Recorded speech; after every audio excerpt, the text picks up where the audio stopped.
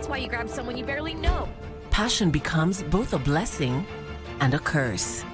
I demand you to tell me the kind of relationship that you have with Marcelo. We start all over again, from the top.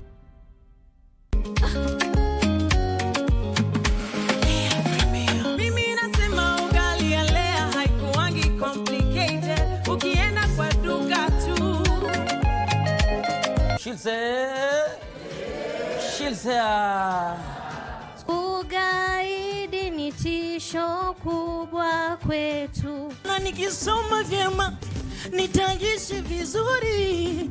Unaliona nitaka kanuna wazimu.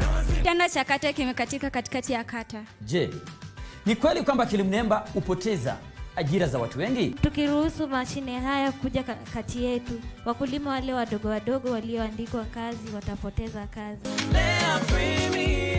Lea Premium Flour, nurturing the world. Available in a store near you.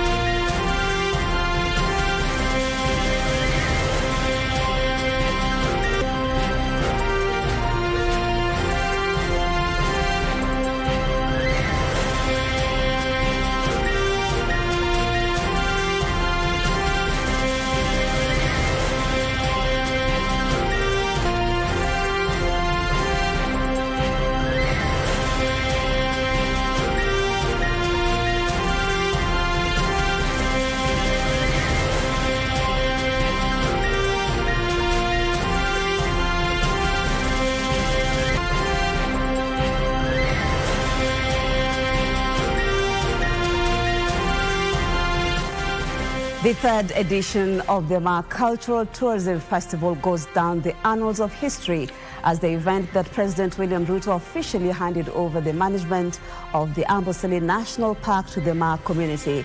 This marks a turning point in ending controversy over its management while presenting an opportunity to blend culture, conservation and community. Tonight, we spotlight the colorful feat that continues to grow, carrying with it a promise of placing the Ma heritage on the global stage. We have comprehensive coverage of that story and others. Good evening and welcome to the Legends edition. But first, the headlines.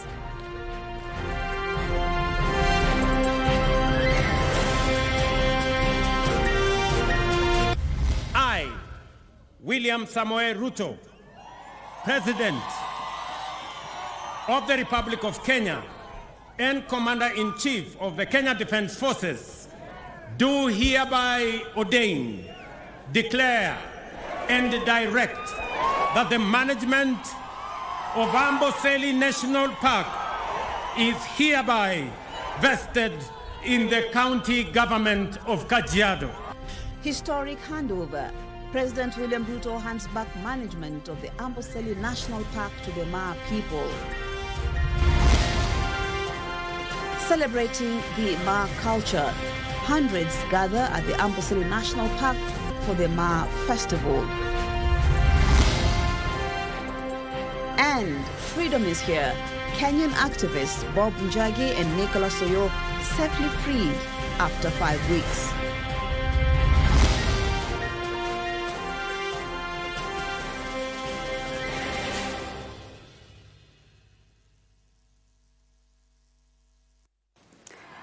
A warm welcome once again. My name is Maria, and when helping me in the sign language is Byron Aboli. Now, the management of Amboseli National Park has officially been handed over to Kajiado County government, ending decades of controversy over its management. President William Ruto, attending the third edition of the Ma Cultural Tourism Festival in Kimana, Kajiado County, issued the title deed to the community through Kajiado County government, terming the move as historic in correcting an injustice while promoting culture and heritage. He cautioned the community against subdividing the land and urged them to conserve the environment and peacefully coexist with the wildlife. Ben Troy opens our bulletin tonight. The week-long third edition of the Ma Cultural and Tourism Festival was held at the gates of Amboseli National Park in Kimana, Kajiado County. President William Ruto led a host of national government leaders to the annual Ma Cultural Feat aimed at celebrating culture and promoting tourism. It is here that he officially announced the national government had surrendered the management of Amboseli National Park to the community through the county government, ending decades of controversy dating back to 1974. I, William Samoei Ruto, President of the Republic of Kenya and Commander-in-Chief of the Kenya Defense Forces, do hereby ordain, declare, and direct that the management of Amboseli National Park is hereby vested in the county government of Kajiado. The head of state commended the community for conservation efforts in protecting the park, even as he cautioned against subdivision of the land. The new semi-autonomous government agency that will manage Amboseli is not a political outfit. It is a professional institution for the people, and it must remain so. At the same time, he threw a salvo at those he said were doubting Thomas's, saying the community was the best placed to conserve the environment. Kama ingekuwa watu wengine, baada ya mwezi moja, ama mwaka moja, ama mwaka moja na nusu, wangesema Ruto ametudanganya. Lakini nyinyi ni wavumilivu. The president further revealed the handover will be undertaken in phases while Kenya Wildlife Service will continue to provide technical support. I am proud of this moment because I am sure the Ma community are the greatest conservationists. I have no doubt in my mind that Amboseli will be better than what it has been. While thanking the national government for the gesture, governors from the three Ma regions, namely Kajiado, Narok, and Samburu, led by Governor Joseph Olelenku, said the move will improve the livelihoods of the locals. It took enormous courage because the persuasion, the voices to the contrary, the resistance, both locally and internationally, required a man of defiance.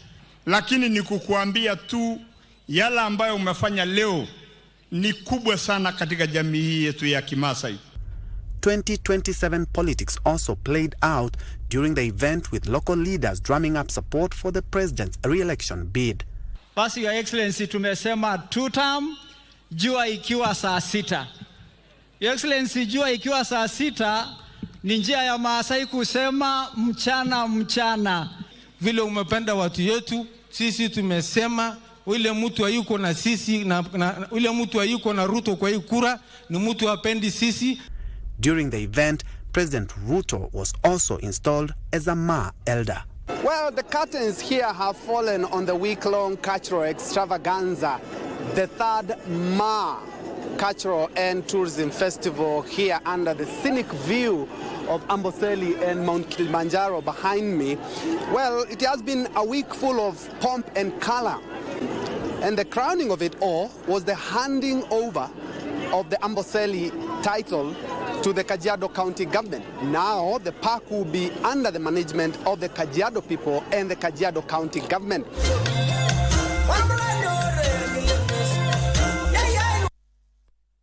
Thank you, Ben Troinjoy.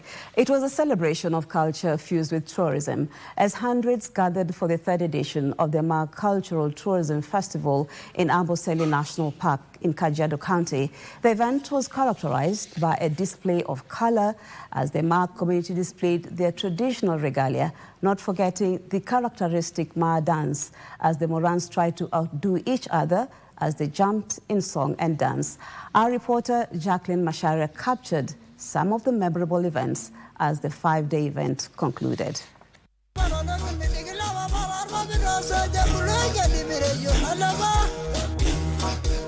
Saturday morning at the gates of Amboseli National Park in Kajiado County.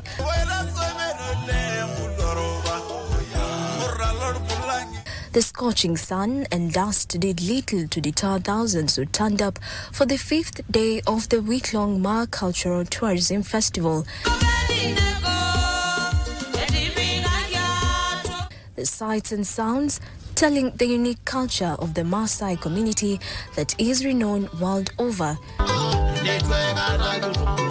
It was a display of traditional regalia as men and women wore the characteristic red cloth associated with the community, while others were not afraid to play with color, donning different versions of the outfit complete with beaded accessories from the headgear to the bracelets, anklets and beadwork. It was indeed a celebration of the community's traditional outfit.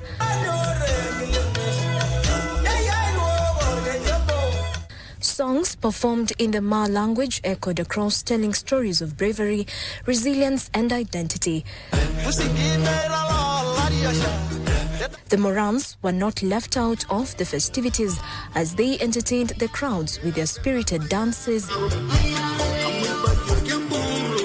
jumping high, each trying to outdo the other, while perhaps hoping they could defy the laws of gravity.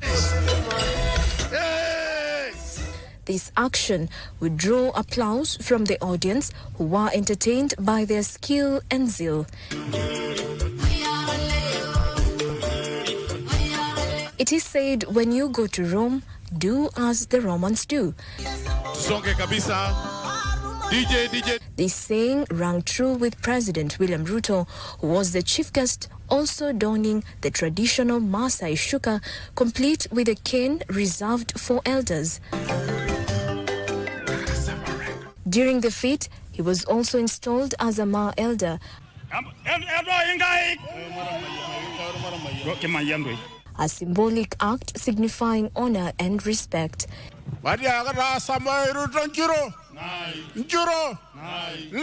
The festival ended with a colorful reminder of the traditions that continue to define and enrich the Ma region's cultural landscape. Jacqueline Masharia for Legends Edition. And to other news now, where 2 Kenyan activists who went missing in Uganda and suspected to have been in the custody of Ugandan authorities have been released. Bob Njagi and Nicholas Oyo were released into the custody of the Kenyan embassy 38 days after their mysterious disappearance. The release was coordinated with local officials and humanitarian organizations. Upon arrival at the Busia border, the two were received by Busia County Commissioner Chaunga Mwachaunga. Our reporter Abdiaziz Hashim has the details. Freedom at last. Tumeweza kupokea wale ndugu zetu Bob Njagi na mwenzake Nicholas Oyo. Because we have to go for some medical attention a bit. We are traumatized. Tumepitia wakati mgumu sana hizo siku 38, lakini tutaweza kuzungumza kwa urefu baada ya kupata matibabu. Bob Njagi and Nicholas Oyo are finally back on Kenyan soil 38 days after vanishing in Uganda under unclear circumstances. 38 days of abduction was not easy. We didn't think we were going to come out alive because we were being abducted by the military. We have been kept by the military in Uganda for this, under the Special Forces Command. Tulikuwa tuna hofu sana, tena pia propaganda zilikuwa nyingi. Kwa kusema kweli kwa tunasikia kuna wenye wamepigwa, wamekufa, kupigwa wamepigwa lakini hawajakufa. wako hapa, unaona wako hapa nyuma yetu. So tunashukuru Mungu kama familia, maombi yamefanya kazi. Late Friday night, the two were handed over to Kenya's High Commissioner to Uganda, Joash Mangi. Ugandan officials then escorted them to the Busia border town, where County Commissioner Chaunga Mwachaunga officially received them. Wameweza kuletwa na ambassador wa Kenya, Bwana Joash Mangi, pamoja na security team ya kule na wafanyakazi wa serikali ya Kenya ambao kule ambao wameambatana na huyo bwana ambassador. Both activists are reported to be in stable health. Tuliweza kuwapeleka hospitali baada ya kufanya clearance pale kwa Immigration Department. Wakahudumiwa hospitali. Madaktari wakasema kama wamewa discharge na waweza kurudi nyumbani. So nashukuru kwa sababu ya hao kuachiliwa, wanaonekana wako na afya, but they are traumatized, na pia kwa sababu ya kukaa kwa siku nyingi na walikuwa wameteseka kidogo, sasa hawawezi kuzungumza kwa sasa. So kwa sasa pia tunawapeleka for further treatment. Their release follows sustained pressure from human rights organizations and the Kenyan government demanding answers from Ugandan authorities regarding the activists' whereabouts. Ni kuwafahamisha wananchi kwamba labda kulikuwa na dhana labda watu wetu wamepotea na hawatarudi tena, lakini la muhimu kwamba tunashukuru Mungu, serikali imetia bidii, Ministry of Foreign Affairs wamefanya bidii, Ministry ya Internal Security wametia bidii, wakafanya kazi mpaka wakakisha kwamba watu wao wanarudi nyumbani salama. Kwa hivyo ni kushukuru Mungu kwamba siku ya leo tuko nao. And the special forces must explain where they were being held, why they were being held.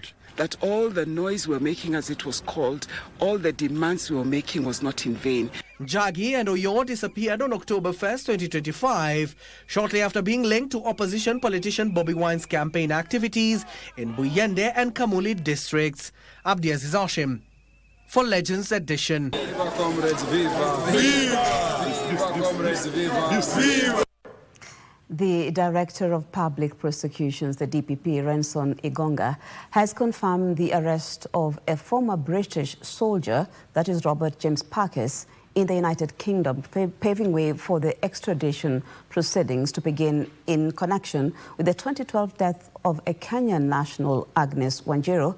According to the DPP, the suspect was taken into custody following coordinated efforts between Kenyan and British authorities. The arrest marks a significant step in efforts to pursue justice more than a decade after the incident. The DPP said the suspect is expected to appear before a London court on November 14th, 2025 for a bail hearing related to Kenya's extradition request.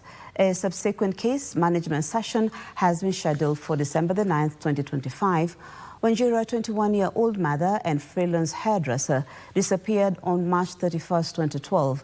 Her body was found in a septic tank on June the 5th, 2012, sparking public outrage and calls for justice.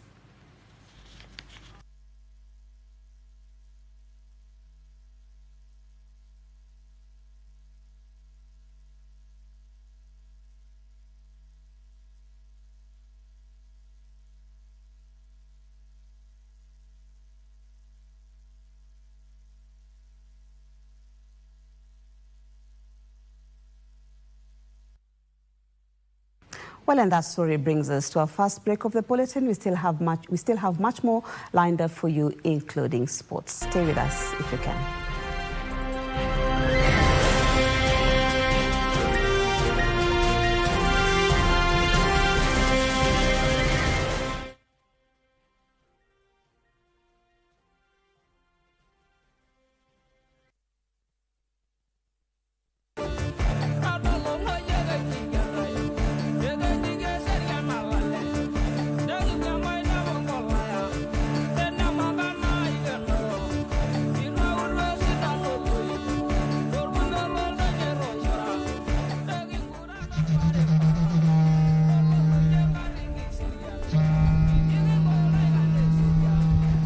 Take this opportunity to welcome all Kenyans and our international visitors to the third edition of the Ma Cultural Week celebration that happens annually.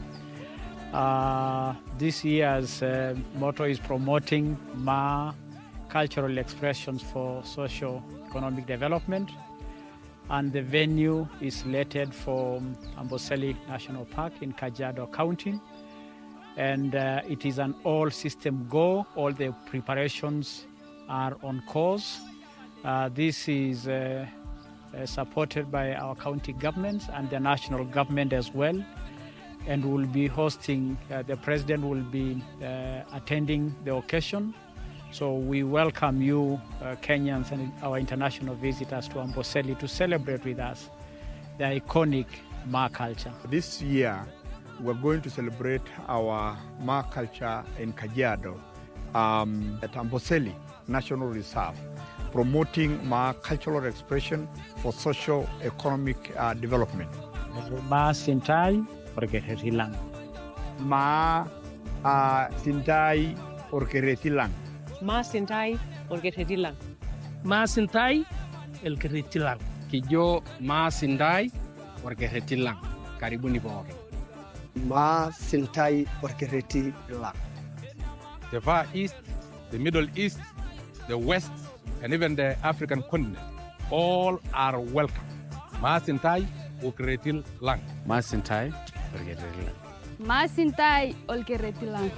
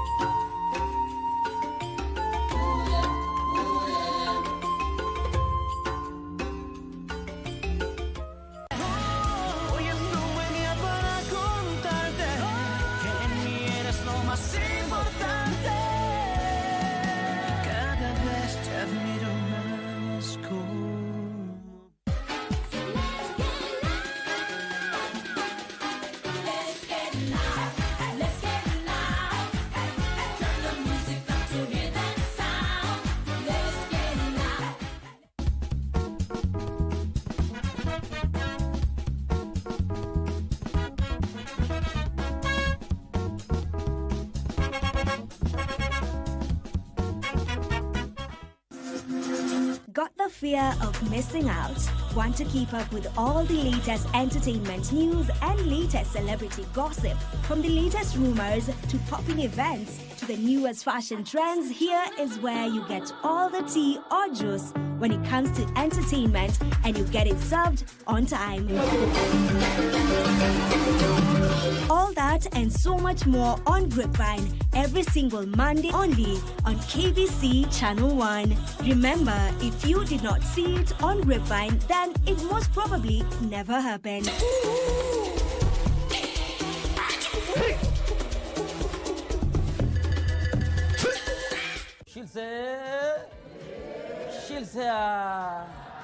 Ugaidi ni tisho kubwa kwetu. Na nikisoma vyema nitaishi vizuri. Unaliona nitaka kanuna wazimu.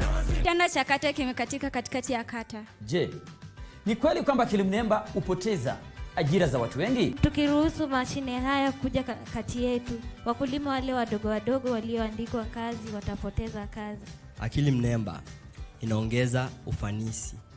Tunazo sifa mbalimbali za bembelezi. Zitaji. Nyimbo za bembelezi huimbwa kwa unyenyekevu. Unfortunately, our fears are confirmed. Hii si mwisho ya maisha kwako. Zai, nenda kwa gate. Ai, gate kwa huku chini, huku unaenda kwa mochari. Vile kutoka wakati tulitoka huku kwa huyu daktari, hajakuwa sawa. Ama kuna kitu mnajua na mniambie. Where are we na hizo tracks zake? You know, we need to get that consignment to Nairobi. Tukichelewa, zitarukiwa. I'm working on it. In West Africa, they are going crazy over this thing. Is it legal there? Na pawe na wakili hapo na witness. Hii ni assurance kwako that this business is legit. Rodi zangu hazitokagi kabla zijalipwa. What I don't know cannot kill me.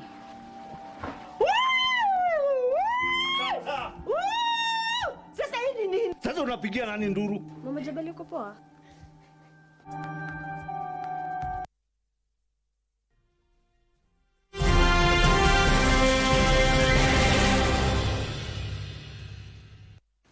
Welcome back. We continue with the news, where beneficiaries of the Nyota program have been encouraged to venture into business and make the most of the opportunities available within the micro, small and medium enterprises sector.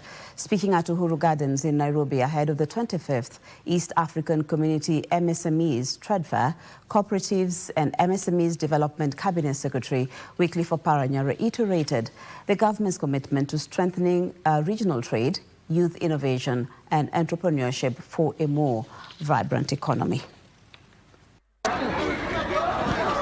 Preparations are in place in Kenya's capital, Nairobi, to host the week-long trade fair and exhibition, which brings together traders, artisans and innovators from across East Africa to promote regional integration and open new markets for small businesses. Speaking at Uhuru Gardens, the venue that plays host to the annual event, Cooperatives and MSMEs Development Cabinet Secretary Wycliffe Oparanya confirmed that Kenya is fully prepared to host exhibitors and visitors across East African region. The trade fair starts tomorrow when we have the Somali Day, and it will progress so. The Kenya Day is on Monday, so I will welcome Kenyans to make sure they are available on Monday. And on Tuesday, it will be the East African Community Day. And that is the day His Excellency will be here to officially open the trade fair. The CS also reiterated the government's vision to ensure youth empowerment programs such as Nyota translate into tangible economic growth and job creation opportunities. The Nyota project was meant to prepare young people to be business people, and in the process of preparation they are engaged in economic activities. It's also employment opportunities for others. Speaking in the same venue, Micro Small Enterprises Authority Chairman James Mureu commended the organization of the trade fairs and exhibition and urged local entrepreneurs to think beyond borders and explore export markets. Stop thinking about our boundaries as what bounds you. Let's look at beyond here, because this morning by tomorrow morning there will be sandals that I picked from here and some dry fruits that will be landing in the US. It means there is a lot of business opportunities. Local exhibitors participating in the event have appealed to the government to simplify licensing processes and expand market linkages abroad. The only hindrance and setback is sometimes the number of licensing that small businesses are actually required to have. These eat so much into the markup, or rather the profit.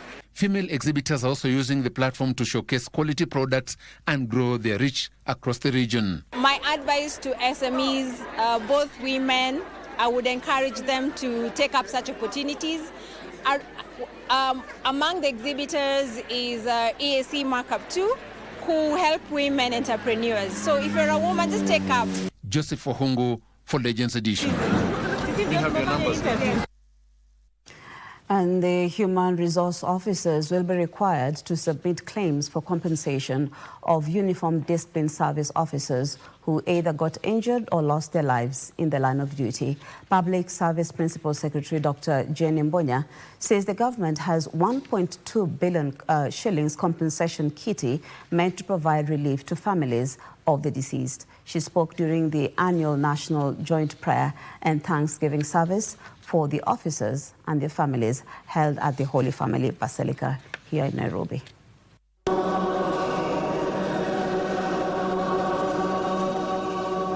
Saturday morning at the Holy Family Basilica, Nairobi.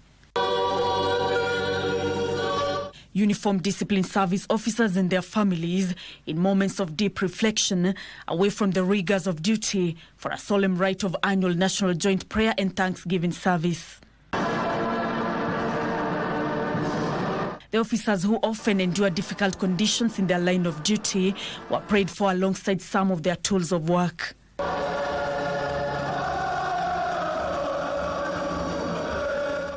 Their families too took part, with their children serving as the liturgical dancers.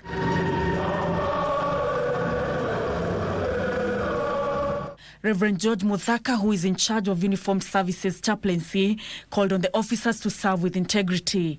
Let us respect everybody. Sio tu kuheshimu watu wachache, wengine unawadharau.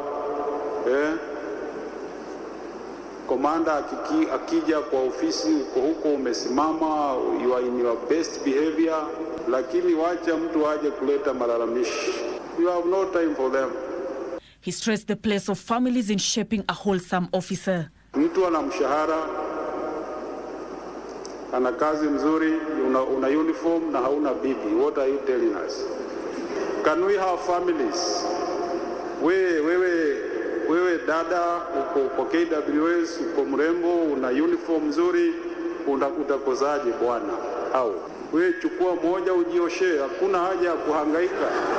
The Principal Secretary for Public Service, Dr. Jen Imbunya, revealed that money is meant for compensation of officers who either died or got injured in the line of duty who are ready for disbursement.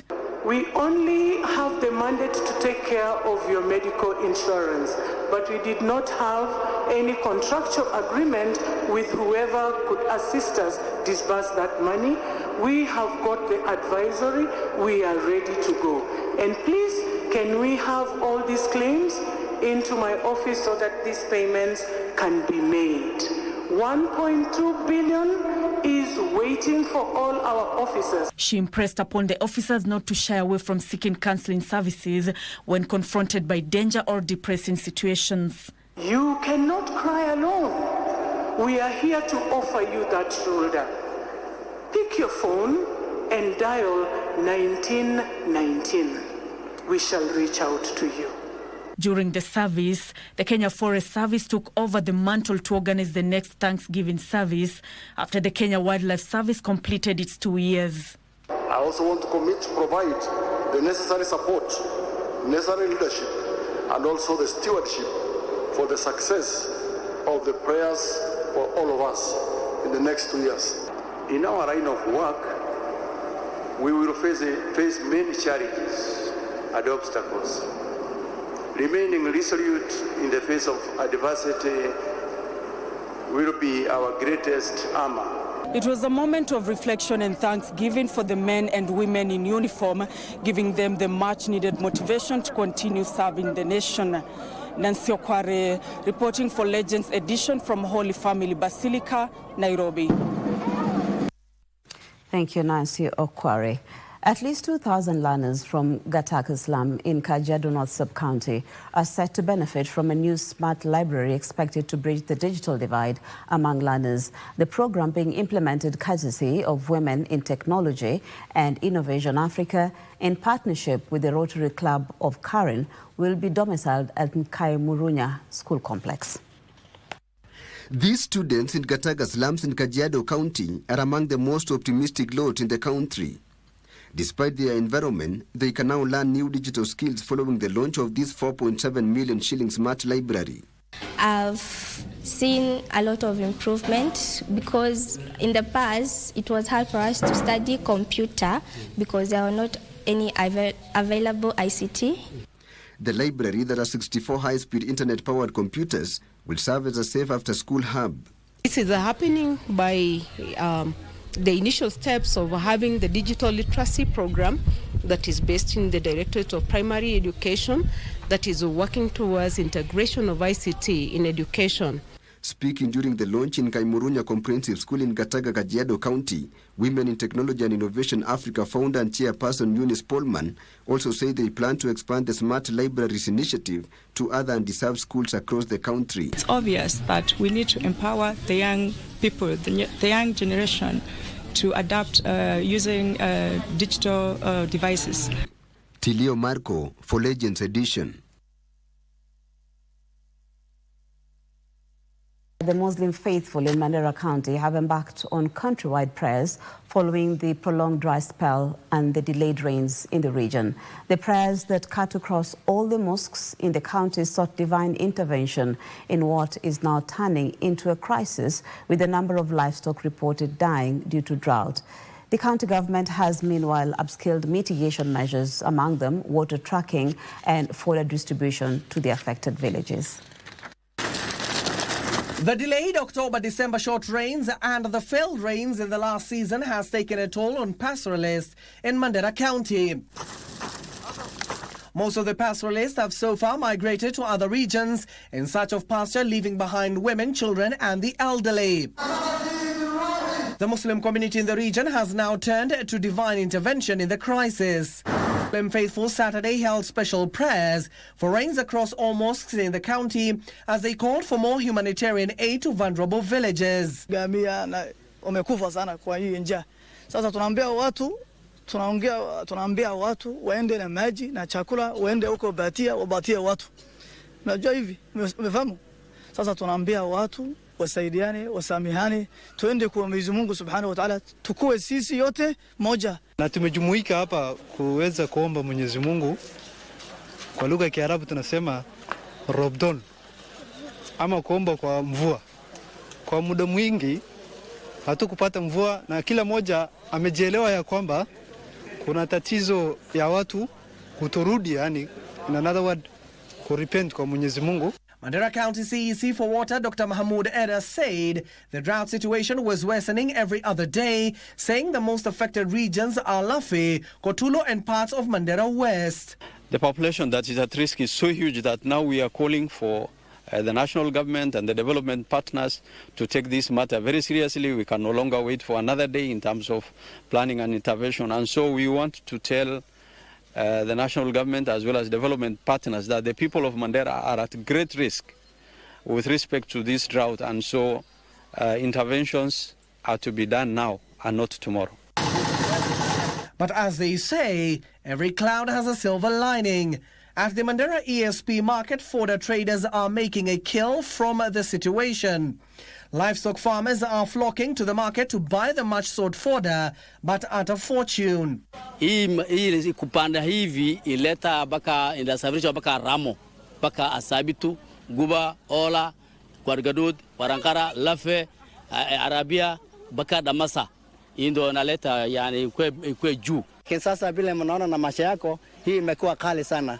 Hata zingine wanakuwa 250 wanachukua na baadaye wanauza na 300. According to Livestock Development and Animal Health County Chief Officer Mohammed Isaac, the county government is monitoring the situation as it prepares to distribute fodder to the affected pastoralists. We have almost 100 acres of Sudan grass as a fodder to enhance our feed supplement to our livestock within Mandera County, with a total of 58,000 bales stored and preserved. The county government will this Sunday convene a crisis meeting to discuss the anticipated drought situation in the region. Thank you, Abdulaziz Hashim, for that report. And just before I give room to my colleague Bernard Okumu to bring you the sports news just after the break, let me take you back to the Ma Festival, where the Ma Cultural Tourism Festival was birthed in 2023 to celebrate the culture of the Ma community, as well as change the economic prospects of the region by patenting and commercializing their products. 3 years on, it continues to grow, attracting thousands to the annual feat. Tourism Cabinet Secretary Rebecca Miano hailing the community for starting the initiative, pledging to market the festival on an international platform. Our reporter, Josephine Case, examines the economic prospects behind the cultural feat that is changing livelihoods of the Ma community. Beneath the display of color, song and dance of the Ma community lies an economic opportunity. An opportunity that the region seeks to harness with the birth of the Cultural and Tourism Week. The third edition of the Ma Cultural and Tourism Festival was no different. Among the hundreds of traders, I met Merine Passway. She says her intricate designs have become the bright thread that has seen her weaving her way to financial independence. Nimefaidika sana kwa Ma Cultural kwa sababu nimefanya mavazi ya wamama, nimefanya kwa wanaume pia wanavaa mashuka, na wamefanya biashara ya ushanga ing'ae Kajiado this week. Ninatumai kila familia imefurahi kupata uchumi umekuwa mzuri kwa kuuza shanga wiki hii. Through her skill, she has built a livelihood and sells her beadwork both locally and abroad to support her family. Biashara ya shanga imenisaidia mimi kwa sababu imenisaidia kiuchumi, nimelipia watoto wangu shule. A story mirrors of many artifacts in the community who have had a chance to share their skills and earn from their courtesy of the annual festival. It is against this background that Tourism Cabinet Secretary Rebecca Miano pledged to help the region scale beyond the borders. Tunaonelea tuisajili hii sherehe ikuwe an international event. According to Miano, unique craft by the community is a gold mine that should be preserved. Cultural festival ni shughuli ama sherehe ya muhimu sana katika sekta ya utalii. At the same time, locals stamped the return of Amboseli National Park to the community by the national government as icing on the cake that will further improve their economic fortunes. Leo tumeja kupokea Amboseli. Na Amboseli tunamrudishia William Samoei Ruto. Tunamrudishia shukrani. Kwa kutupatia Amboseli itatusaidia sana. Itatusaidia kwa upande ya ajira. For the community, the start of the festival is more than just a preservation of culture. It is a window of opportunity to improve livelihoods. A window, they say, they will keep open to improve the economic prospects. Case Kimile, Legends Edition.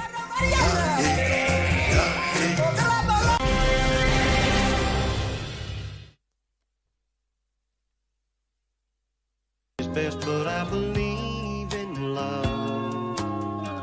I'm born again, I feel free.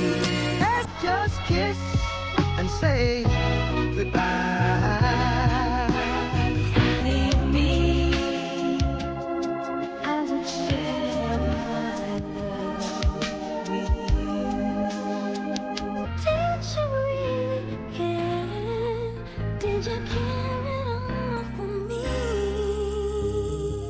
Easy like Sunday morning, yeah.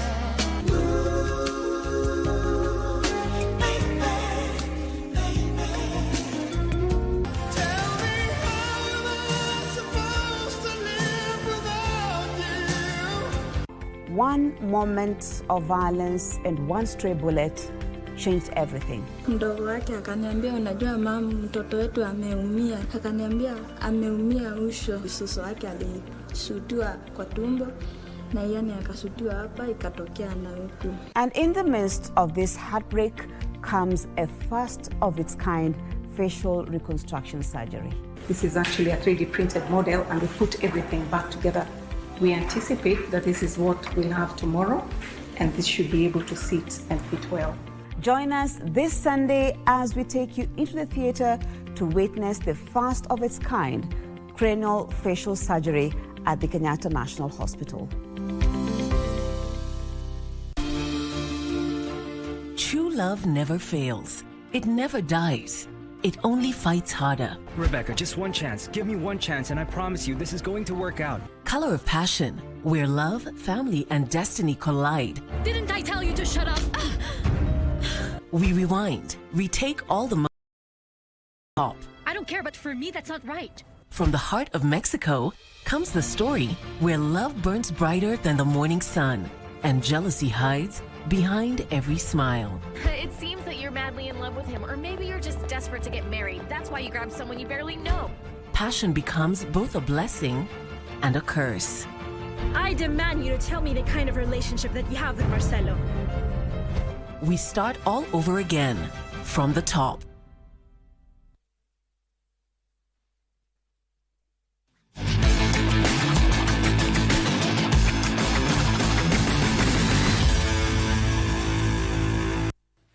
And thank you for staying with us on the Legends edition. It is time for the Legend Sports with me, Bernardo Kumu. Let's begin with soccer, where the national under-17 head coach William Luya has named his final 25-man squad for the upcoming under-17 AFCON CECAFA qualifiers to be held in Ethiopia from the 15th of this month to the 2nd of next month. Now, the team, which features a promising players from the school teams, includes, among others, strikers Nicholas Onyango, Marcos Williams, midfielders Derek Mchiti, Wayne Wamaya, defenders Cosmas Asunga, Trevor Maluki, and goalkeepers Georgian Chris, Gordlan Oliech and William Owino. They are scheduled to depart for Ethiopia on Monday. Junior Stars have been placed in Group A alongside hosts Ethiopia, Somalia, South Sudan and Rwanda as they bid to claim one of the two available slots for the 2026 Africa Cup of Nations Under-17 tournament. Now, the top two teams from each group will progress to the semi-finals with the finalists securing CECAFA's 2 qualification tickets to the continental showpiece. Kenya will kick off the campaign against Somalia on 18th of November, hoping to make a strong start in their quest for qualification. As a Kenya team, we believe that we want to go and compete. And if we get in the finals, then again, we'll have secured ourselves a place in. As a team, aim yetu sasa ni qualify AFCON so that we can think step ingine. So sasa aim yetu ni kwenda AFCON. And still on football, FC Leopards' unbeaten run in the FKF League came to a dramatic end on Saturday afternoon after falling 2-0 to Mara Sugar at the Awendo Green Stadium, while at Dandora Stadium, Nairobi United maintained their winning ways with a convincing 4-2 win against Kariobangi Sharks to keep their campaign on track. Super sub Dennis Cheruiyot was the hero for the home side, coming off the bench to score a late brace that stunned the visiting Leopards. After a tense goalless first half, Cheruiyot broke the deadlock in the 88th minute before sealing the win in stoppage time, handing Mara Sugar a memorable victory. Dennis Cheruiyot! He was high to head the ball home!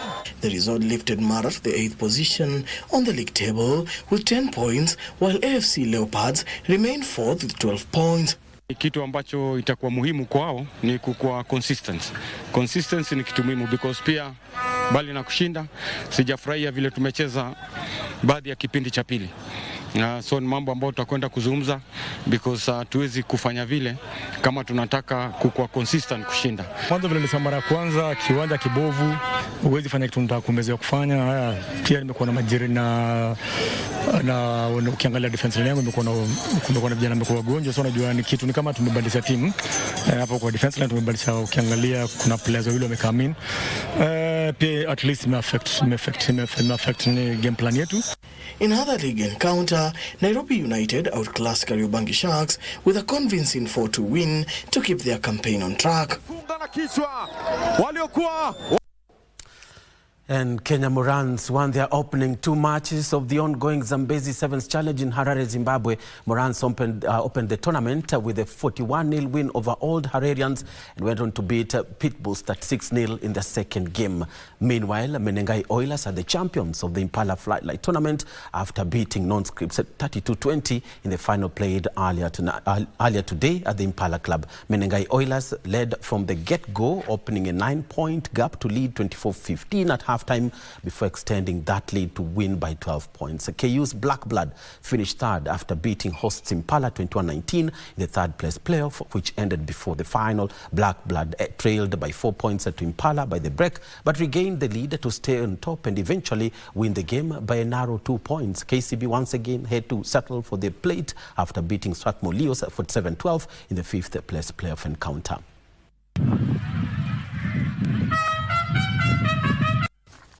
And to volleyball now, where Kenya Prisons recorded their third win as the Kenya Volleyball Men's National League entered the third day today at the Kasarani Indoor Arena when they beat newly promoted Eldowas Water by straight sets. Kenya Airports Authority also maintained the unbeaten run when they beat Rift Valley Prisons 3-0, and so did Kenya Defence Forces against Prisons Nairobi. KDF beat Prisons Nairobi in straight sets of 25-15, 25-20 and 25-16 to record their third win in the first leg of the Kenya Volleyball Men's League league. KPA, on the other hand, beat Rift Valley Prisons in straight sets of 25-18, 25-11 and 25-16. Now Chema Volleyball Club joined the day's list of winners, cruising past Administration Police Kenya in straight sets to maintain the unbeaten run. The top-tier league continues tomorrow at the same venue, with the battle for early supremacy expected to go a notch higher.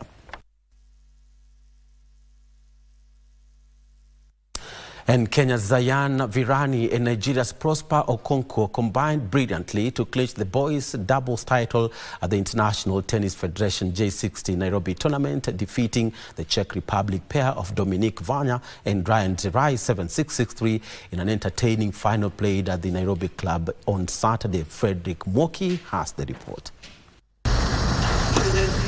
The ITF J60 Nairobi tournament culminated at the Nairobi club with Kenyan Zayan Virani dominating the doubles together with Nigerian Prosper Okonkwo.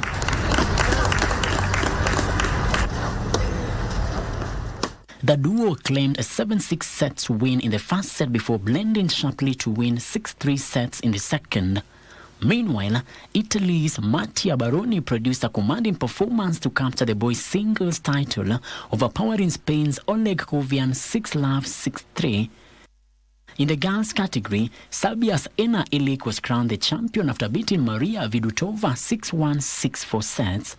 Russia's duo of Sofia Glonchenkova and Maria Vidutova claimed a 6-3, 6-2 sets win to clinch the doubles title after humbling the South Africans.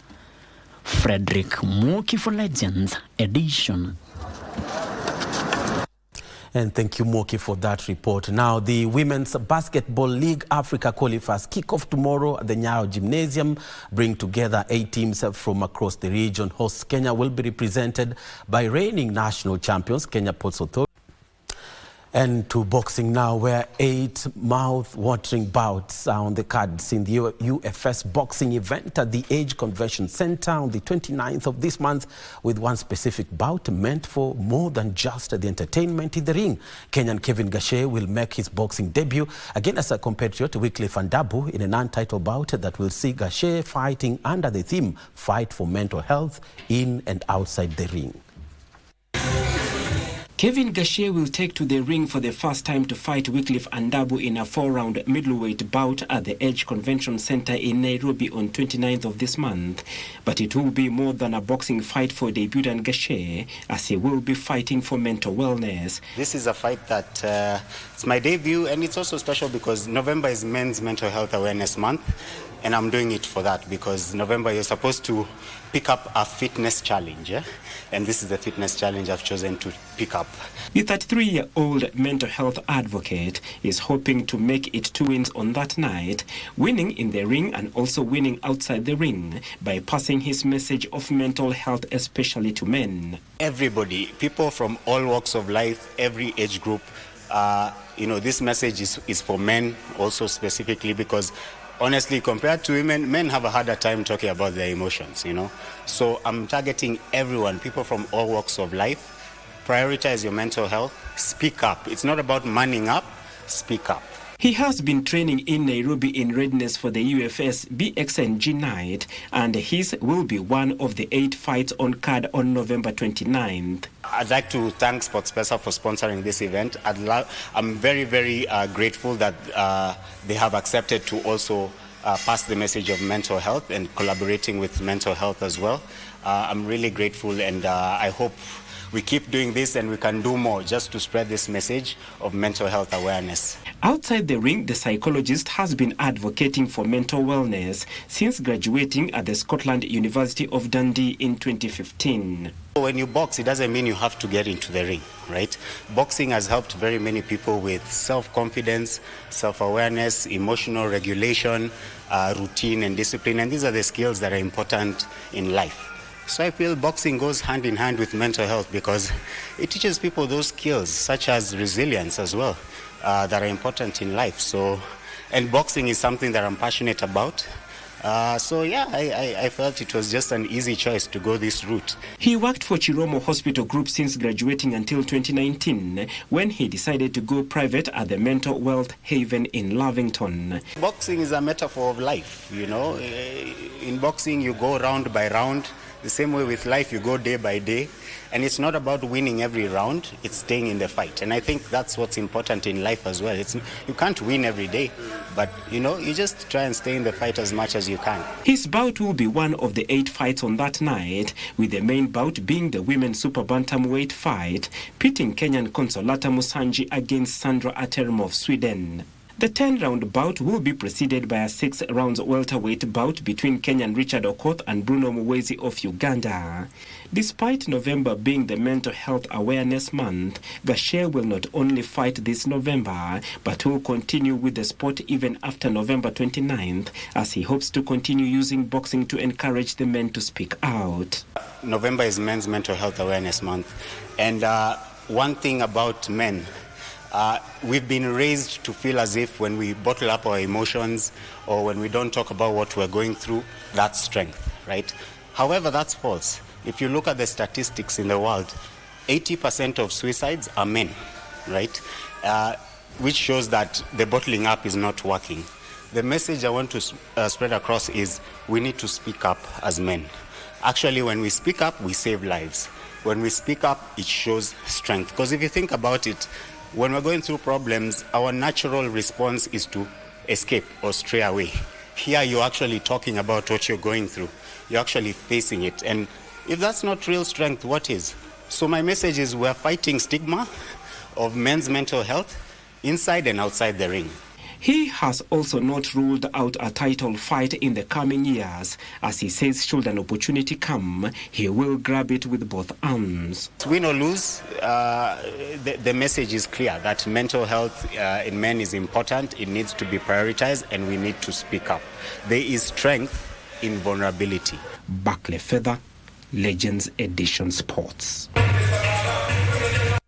And thank you so much, Buckley, for that report. We also wish Kevin Gashe all the best as he boxes to keep the mind fit. Moving on, Path to Russia, a non-governmental organization dedicated to empowering women in marginalized communities through education, sports, and cultural exchange, is set to host a community volleyball tournament in Uasin Gishu later this month. According to Ekateria Makalina, one of the co-founders of the organization, the tournament will not only focus on sports but also serve as a platform for mentorship, financial literacy, and mental health support for vulnerable women in the community. Path to Russia, a non-governmental organization in Kenya, is dedicated to transforming the lives of vulnerable women through the power of sports and mental health awareness.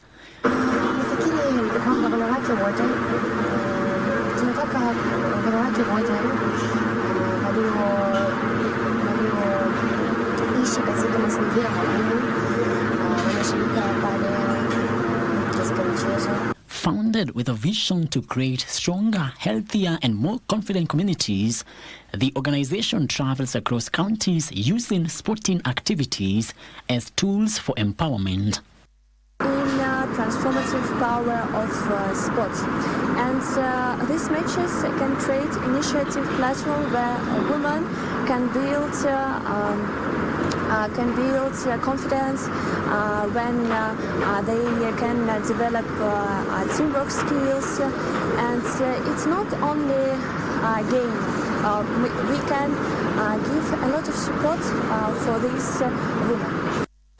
On 21st of this month, the organization will host volleyball community tournament in Uasin Gishu County. We have a lot of programs for promotion our language, and already after New Year, we organize the program where students can have a lesson of Russian language. The organization has pledged to create more safe spaces for women to engage in sports and leadership activities. Frederick Mwoki for Legends Edition.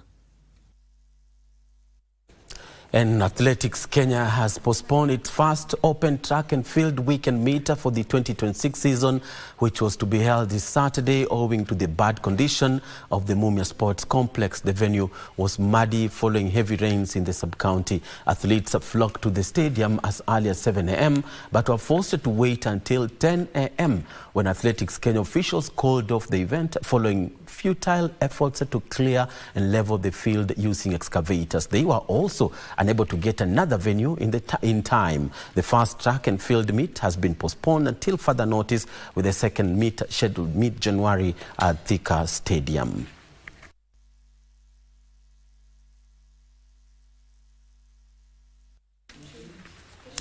And Manchester United snatched a point right at the death against Tottenham Hotspur thanks to a last-gasp header from Matthijs de Ligt in a dramatic Premier League clash in North London. Now, Brian Boomer opened the scoring for United in the first half, nodding it.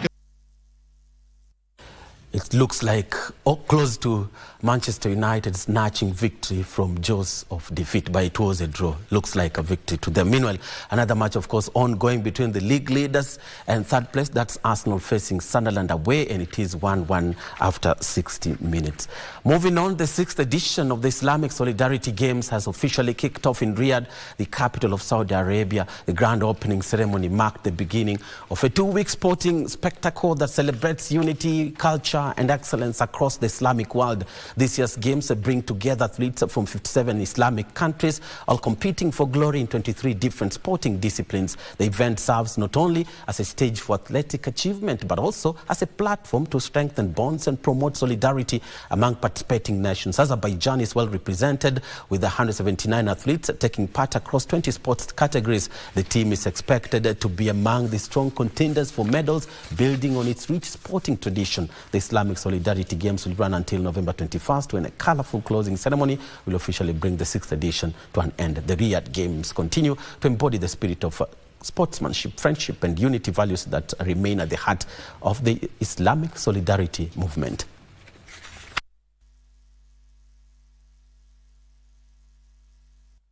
And to the four-wheelers now, where Sebastian Ogier will take a 6.5 seconds lead over teammate Elfyn Evans into Sunday's WRC Rally of Japan finale after a tense Saturday that kept Toyota on top and the drivers' title battle finally poised. Sebastian Ogier and Elfyn Evans traded seconds across 7 demanding tests, with Ogier leading throughout but saw his advantage trimmed to 1.6 seconds before responding on Saturday's closing stages to re-establish a small lead overnight. Evans began the day 10.2 seconds behind and immediately closed the gap, capping his 200th career WRC stage win on the opening pass of Mount Kasagi. The repeated run through that very same stage brought heartbreak for home hero Takamoto Katsuta, who struck a water-filled barrier and broke the power steering on his GR Yaris, dropping out of contention after running third overall. Evans arrived in Japan with a 13-point cushion over Ogier in the championship. As it stands, that margin will shrink to 5, but with up to 10 bonus points available from Super Sunday and the Wolves Power Stage, it could go either way. Adrian Fomo delivered one of his strongest performances yet for Hyundai Motorsport, winning 2 stages in the morning and moving into third overall after Katsuta's exit. Sami Payari ended 4th after a composed day in his GR Yaris Rally 1, with Ot Tanak 5th and Gregor Munster 6th. Kale Rovan Pera climbed up to 7th as his recovery from Friday's suspension damage continued.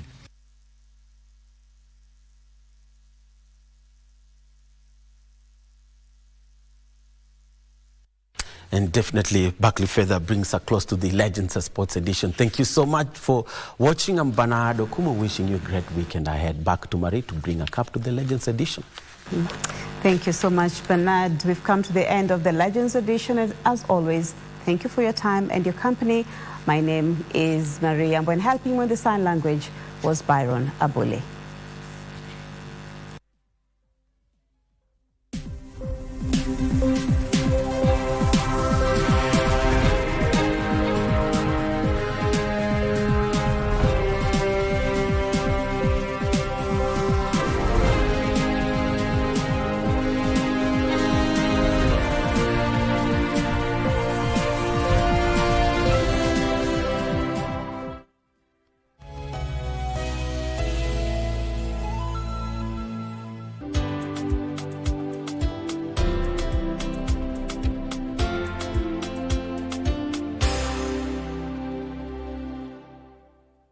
Kazi ya kuchuna majani ni kazi ngumu sana kwa afya yenye niko nayo saa hii, ni ngumu.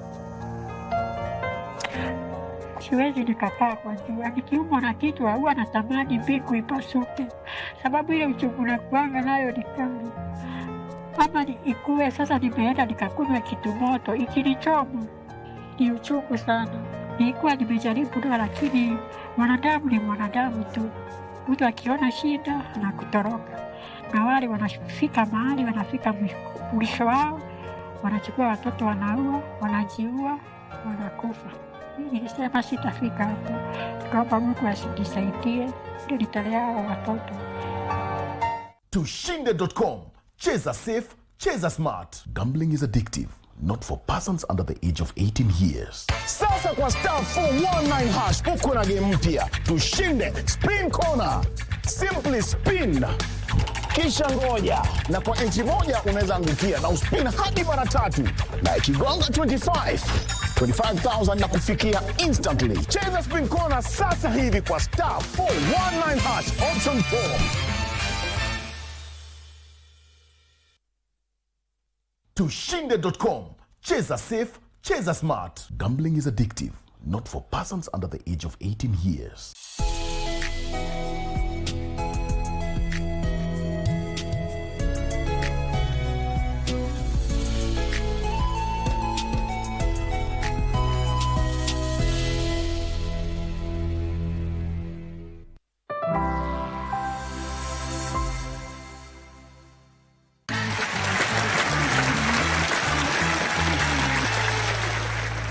Majina nani?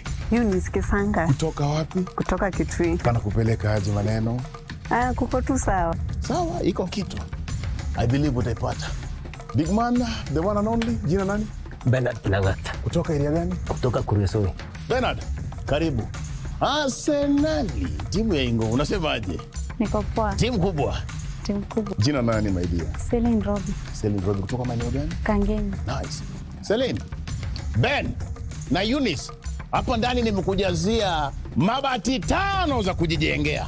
Hapa ndani nimeweka mpaka 2 burner cooker, na sijaiweka peke yake, inaingia na microwave. Hapa ndani iko 4 burner cooker. Hapa ndani iko 10,000 Kenya shillings taslim, iko 25,000 Kenya shillings, iko 50,000 Kenya shillings, iko 60,000 Kenya shillings, na iko the ultimate prize ya 110,000 Kenya shillings. Sema kweli.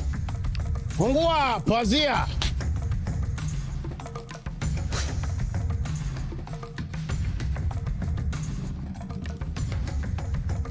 Kameramani, onyesha watu mabati iko sekta gani? 110,000 Kenya shillings iko area gani? Nataka mtoe moja kati ya these 12 boxes. Nyote watatu, sikizaneni, sanduku gani mnaingoa kati ya these 12 boxes? Mumesikizana? Tumesikizana. Aha, mumesikizana. Mnatoa sanduku gani? Gani nangoneo? Namba 1. Namba 1. Mulika nikingoa. Hiyo leo itakuwa mzito. Namba 1 imetoka. Mulika sanduku namba 1. Na natamani kufika hapo wa kwanza kuchagulia sanduku lake la bahati. Top of the table. Selina. Yes. Nyote watatu mumeng'oa sanduku number 1 ambayo ilikuwa na 1-0. Umetoa 10,000 Kenya shillings. Sitaki niseme tu 110 bado iko hapa. Get your money. Choose your box. Moja mumeikataa. Gani mnaikubali? Celine? Yes. Wachana hii. Na kuhesabia 10 sahi. Nimekuomba uchukue 10, sahi nimerudi kwa 2. 2,000 Kenya shillings. Take the 2,000 Kenya shillings, wachana na sanduku namba 9. Wachana na sanduku namba 9. Nachukua sanduku namba 9. Reason?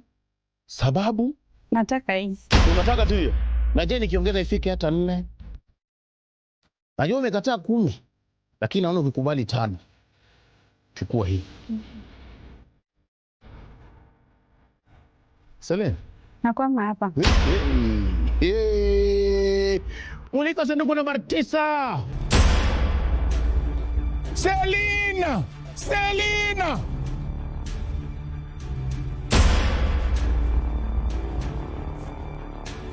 Uko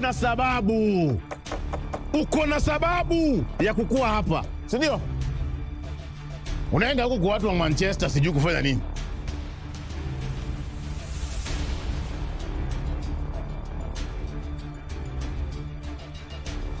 Uko serious, unataka kutoka hapo, unataka kwenda huko. Uko serious. Kama mwana Arsenal mwenzako, in case ikuwe kitu yenye haitatufaa, siweki 5 yenye nisema na kuwekea 6.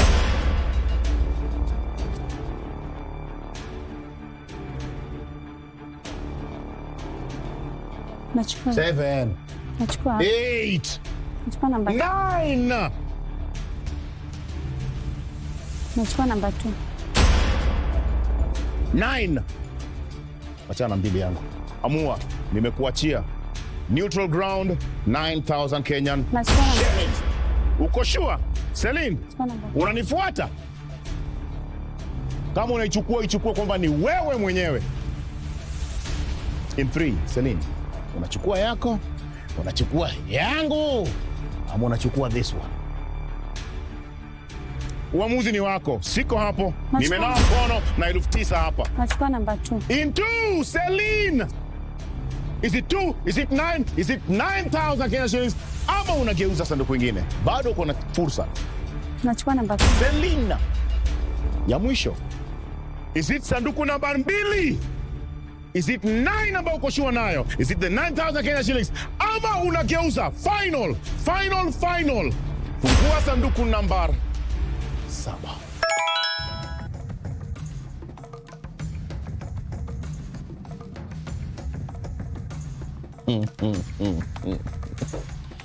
Kuja hapa Ben. Kuja Ben. Naona unaangalia hii pesa yangu sana, 9,000 Kenya shillings. Nikuongeze ngapi usiende pale? Unataka kutoka na nini? Nataka nitoke na 50. Na 50? 110.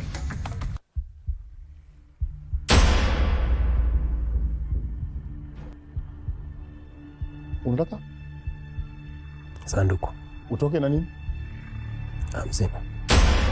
50,000. Toka kwa hiyo. 50 iko. Na si ati uko mbali nayo. Mulika 50,000 iko wapi? Hauko mbali nayo. Enda kwa 50. Hapa. Bwana, kama unataka 50 toka hapo bwana.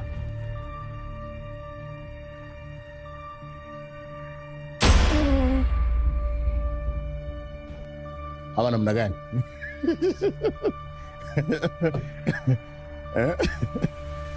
Unataka gani? Unataka 50 kweli? 50. Hautaki? 50. Hautaki Ben. Ben hautaki 50? 50. Ben hautaki 50. 50. Ben hautaki 50. 9,000. 10, 11, 12, 13. Ben, toka kwa sanduku namba 5. Kama unataka 50, mulika sanduku namba 5 iko na nini? Mulika 50,000 iko wapi? You look like a gentleman. Na unakaa ni kama mtu anaweza kasikia na akaelewa. Sanduku namba...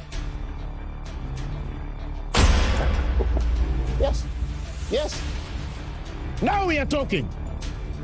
Nani kama wewe? Na ukawacha shilingi 1,000 ngapi? 13,000. Ben, kwa sure unatoka hapa? Alafu unakuja hapa? Hapo. Nye mtu mwenye anataka 50 anataka 50. Kwa nini unarudi hapo kabisa mwisho? Sitoki hapo. Imagine unatoka hapo Ben, kabisa. Ben unatoka hapo. Unatoka. Sanduku. Ni sanduku lakini ni hii. Hapa na kupiga mshumali, hautoki hapa, ukuingia hapa. 14, 15,000 Kenya shillings. Kama unataka 50 kwama hapa. Box. Namba 5. Ben, nikikuweka kwa namba 6 urudi. Naanza kukuhesabia. Mulika sanduku namba 6 ambao Ben amewacha. Ben. Fanya watu wa Kuresoi wakuone. Fanya. Hapo. Sasa Ben, nilitoa mwenzako kwa namba 9. Rudi hata afadhali rudi kwa 5. Ben! Namba 9. Of all the boxes. Namba 9. Unatoka hapo unakuja hapa sasa wewe sijui. Hii inafanya unawacha 15,000. Ben, hii inafanya unawacha 50,000. Ben! Kwa mara ya 3 unauliza, ni gani hii ama hii? Namba 9. Kwa mara ya pili nauliza, Ben, ni 5 6 hii ama unageuza ama unachukua 15 yangu? Ben. Nimeuliza kwa mara ya pili. Gani? 9. Wacha kujifanya uko jua. Ben, kwa mara ya 3 na ya mwisho nauliza 5 6 9 ama this 15,000 Kenya shillings ambao hii ni final. Ben, nimeacha mchezo. Guza na unang'oka naye.